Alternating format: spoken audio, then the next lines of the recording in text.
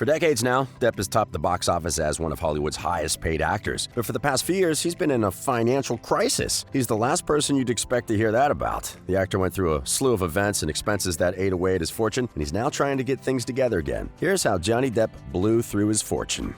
In 2017, he charged his ex-business managers, Joel and Robert Mandel, with the accusation of fraud, while their counterclaim was his insanely high spending, which includes private islands, a French chateau, a 156-foot yacht, and Bel Air, California.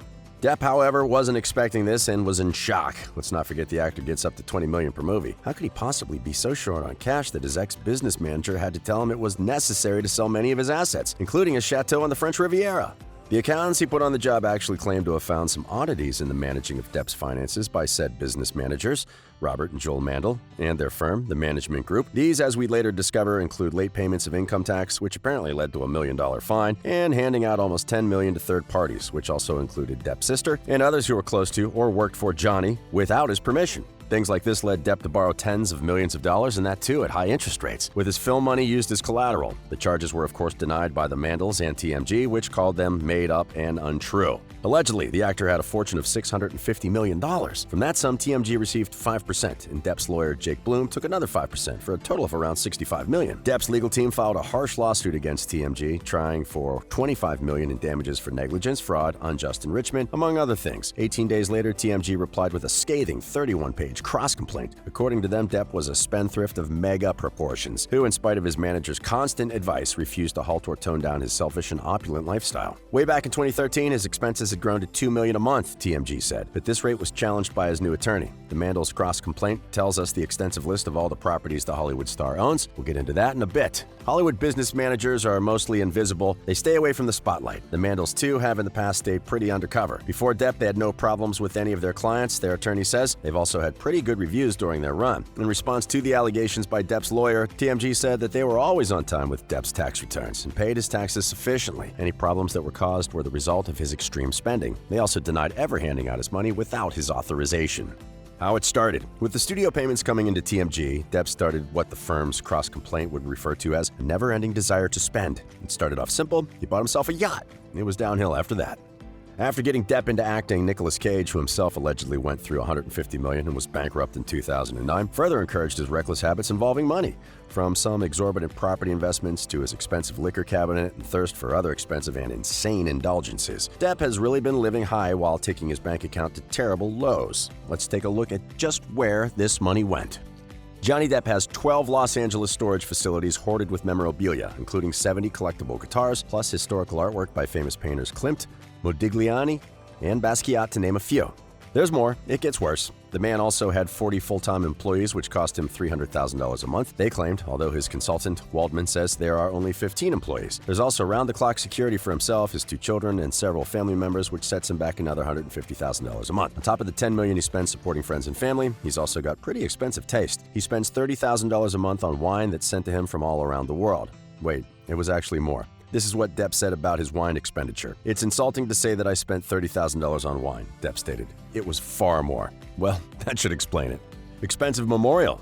There was also $5 million used for a big blow-up memorial service to honor the late gonzo journalist Hunter S. Thompson. What could possibly have taken that much money? We'll tell you. Depp blasted his ashes from a 153-foot specially built cannon at Thompson's home in Aspen. Depp really looked up to Thompson and later said to his attorney, "If I had $5 million and $1, I still would have done it. That was my brother." Vehicles. The actor has also reportedly purchased as many as 45 luxury vehicles, including a vintage 1940 Harley-Davidson motorbike. Well, this was the first expensive gift he gave himself after landing his first big gig, so we'll look over that one. Mandel has also claimed that Depp also dishes out around $1.7 million per year to keep a doctor on 24/7 call. In court documents from 2017 filed by Joel Mandel, it was alleged that Depp spent $99 million throughout 14 properties. Mandel further reported that it cost Depp $145 million to maintain said properties. The court documents also tell us he spends $270,000 a month going here and there on his private jet. Bahamas Islands. Oh, and how can we forget, Depp also bought himself and his family an entire chain of islands in the Bahamas in 2004. It only set him back about $3.6 million, but of course he also must have put in even more on building the islands as well. Little Halls Ponquet was actually a chain of 4 deserted islands 60 miles east of Nassau, and it had 6 sandy beaches. There was also no plumbing, sewage facilities, or electricity. Getting all those things set up must have cost a fortune. According to a source close to TMG, his advisor was against him buying the islands and mostly focused on the downsides, which was the huge expenses the islands needed. Depp didn't see it that way and focused only on what he could do with the islands. He'd get a refuge for him and his family, a nice spot to relax before his next major studio picture. Of course, he couldn't be talked out of it and went ahead anyway, with a reduced price of $3,225,000. As for the islands themselves, the land is 45 acres and has 6 beaches. And of course, one of said beaches was named Paradise, after his former wife Vanessa Paradise. The rest of them were named after his children. Here's what he had to say about this investment. "I don't think I'd ever seen any place so pure and beautiful. You can feel your pulse rate drop about 20 beats. It's instant freedom." There's also a scuba diving spot close by that was named Heath's Place as a way of paying tribute to Heath Ledger, who was his friend. Even though he really loved the island, he had to try selling it some years back since he started liquidating his assets. Depp's attorney claims that the Bahamas island chain and other real estate buys have been good investments for the actor and have risen many times above their acquisition costs. The yacht. But if you possess an island, it is also necessary to own the ultimate symbol of wealth, a yacht. Depp bought the beautiful boat in Turkey, Anatolia. It's a state-of-the-art steam-powered replica yacht built in 2001. The asking price was rumored to be $8.75 million, with $8 million more wanted for refurbishment costs. Unfortunately, the yacht was taking him way too much money to hold on to, so he sold it to J.K. Rowling, who again sold it later too. Johnny put in $18 million on this yacht and named her Amphitrite after his ex-wife. He also owns another yacht by the name of Vaholi Roja, a name he created by fusing his own, his wife's, and 2 children's names into one. Here's a fun fact. The yacht is actually available for rent at $130,000 a week during peak seasons. The yacht was supposed to be an emblem of his personal style. It does look quite vintage and luxurious. He wanted it to look like the classic gentleman's yachts that were around in the 1930s. The yacht has 5 main cabins. It can comfortably contain a maximum of 10 guests and 8 crew members. French Village.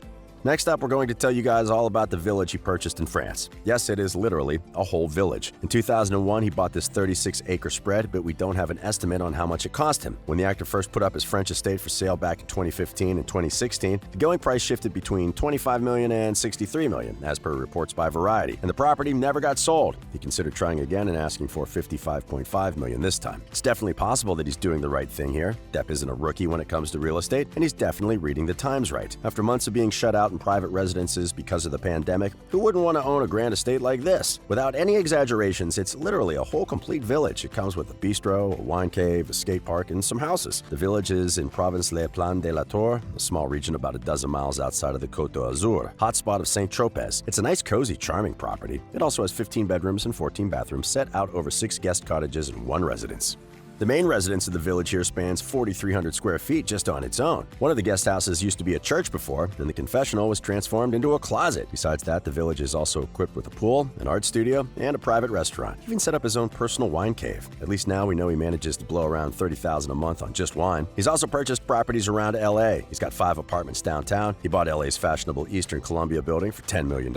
Instead of making one massive house with 14 beds and 9 bathrooms, he decided to keep the suites away and lived in there like rooms in a house. The listings tell us that the homes are very brightly colored and nicely decorated. Plus, they've got lots of character. It is Johnny Depp. We wouldn't expect anything less. Allegedly, he also put these up for sale some years back and sold off the remaining apartments too. Hollywood Hills. He also has 5 houses in the Hollywood Hills. He rents some of the homes out sometimes. He even toyed with the idea of building an underground tunnel that'd join all the homes, but never went through with it. Probably because that would have drained whatever was left of his money. The main mansion that he owns in Hollywood Hills is a 1930s mansion with very vintage and Gothic architecture. There aren't a lot of pictures of the mansion itself or the inside, but we'd really like to see what he's done with it. This mansion comes with 10 bathrooms and 8 bedrooms. It takes up an area of 7,430 square feet. There's also the master suite with a fireplace. Outside the house, there's a hot tub and a pool. And so there you have it. Now you know where Depp blew all his movie money. Buying everything he wants and just living his best life. Not a bad way to blow a fortune, if we do say so ourselves. Well, that's all for today's video. If you enjoyed this video, be sure to give it a thumbs up and subscribe to our